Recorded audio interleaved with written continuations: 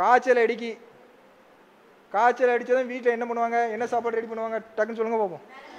மிளகு ரசம். சரியா?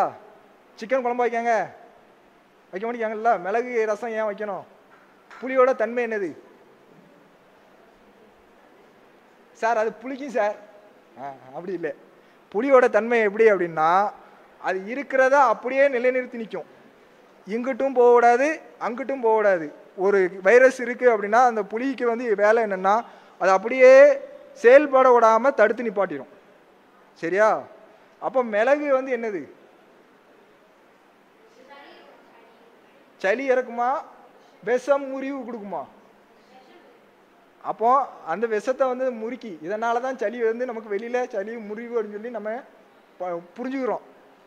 ஏதோ ஒரு விஷயத்த பண்ணுறனால நமக்கு ஆட்டோமேட்டிக்காகவே அங்கே என்ன ஆயிடுது, ரசத்தை குடிச்சாச்சுன்னா சளி சரியாயிருது அப்படின்னு சொல்லிட்டு வீட்டில் அப்படியாவது ரசத்தை வச்சு குடிங்க அப்படின்னு சொல்லி சொல்கிறேன், வேற ஒன்றும் இல்லை. சரியா? இப்போ இந்த மாதிரி ஒவ்வொரு உணவு பழக்க முறைகள்லையும் நம்ம வந்து இவ்வளோ விஷயங்கள்ல ஒரு சாம்பார் எடுத்துக்கிட்டீங்க அப்படின்னா அதில் கிட்டத்தட்ட 27 மூலிகைகள் சேரணும். நம்ம வீட்டில் அப்படியே செய்கிறோம்.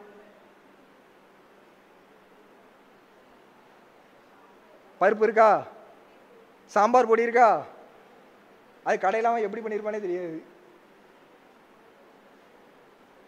அப்போ அந்த மூலிகையெல்லாம் சேரும் பொழுது அங்கே என்ன ஆகும், அவன்னா பாதி ஃபுல்லாக அவன் என்ன பண்ணியிருந்தான், ஒரு சில பொடிகள் நல்ல பொடிகளும் வருது, ஒரு சிலது மரப்பொடிகளும் சேர்ந்து தான் உள்ளே வருது. என்னத்தை தான் நம்ம கடையில் விலை கொடுத்து அதிகமாக வாங்கினாலும் கலப்படம் இல்லாமல் எந்த ஜாமானும் நமக்கு கிடைக்கிறதே இல்லை. அப்போ கலப்படம் உள்ள ஆகாரத்தை நம்ம உள்ளே செலுத்தும் பொழுது அங்கே என்ன ஆகுது அப்படின்னு பார்த்தீங்கன்னா, இந்த உடல் வந்து கட்டுமானம் குறைபடுது.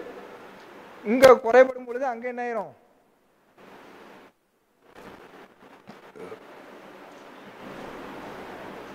உடல் கெட்டு போனால் என்ன ஆகும்,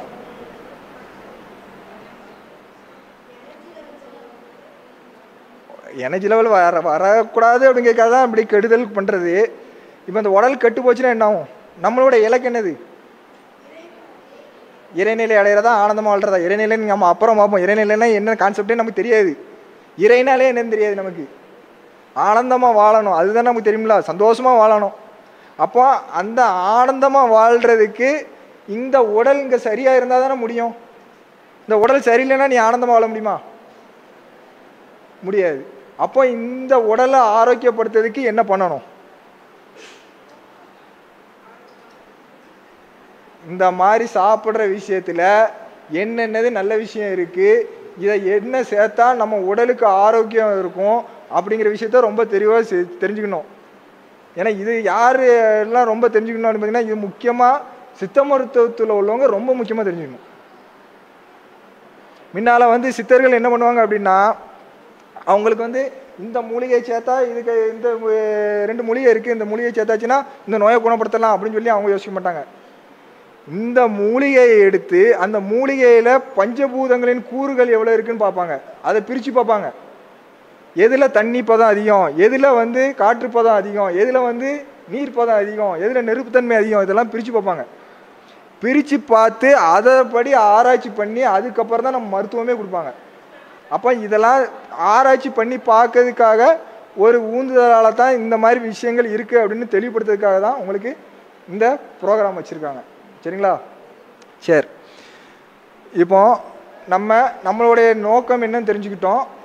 நம்ம எதற்காக வாழணும் அப்படிங்கிறது எதற்காக வாழணும்,